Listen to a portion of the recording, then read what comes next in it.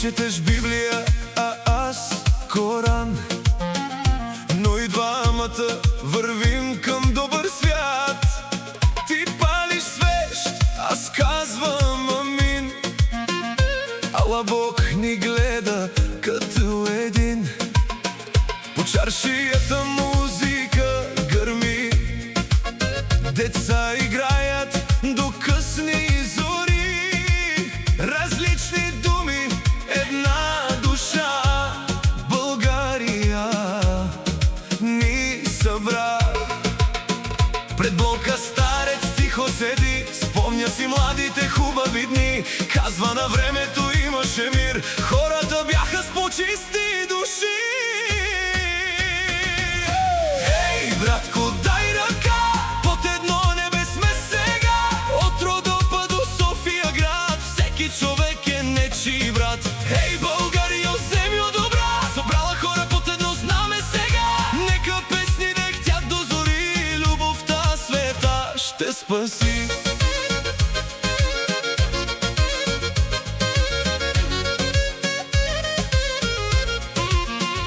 Намек да натрупан удряпак, гай да плаче в нощния мрак. Някой пее стар фолклор, друг с ориенталски говор. Но щом запее тази земя, всички ставаме едно сърца. И богат и беден човек, под небето сме еднакви навек.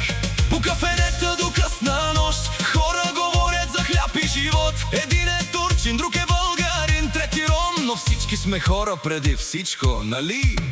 Край джамия и стария храм, вятърът носи един и същ плам. Майките чакат децата си пак с молитва за мир във всеки дом и прах. Ей, братко, дай ръка, нека няма вече стена. Ти с Библия, аз с Коран, но заедно пазим този Балкан.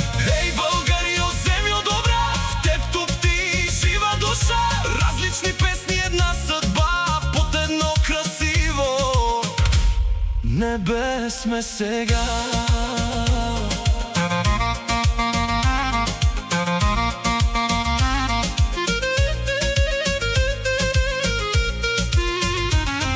Родопите пазят стари слова, Пирин разказва за свобода.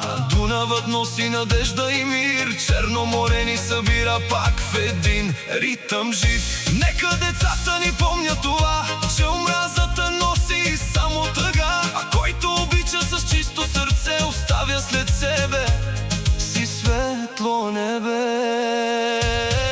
Не гледай кой как се моли, гледай дали добро говори. Светът от омраза гори, а България с обич топти. Когато комшията има беда, не питай каква му е вярата. Подай му ръка от сърце, защото доброто се връща при теб. Ей, братко, дай ръка, под едно небе сега. от Родопа до София град, Всеки човек е нечий брат. ти четеш Библия, аз Коран, но заедно пазим този Балкан. И докато има любов и земя, ще живее вечно България.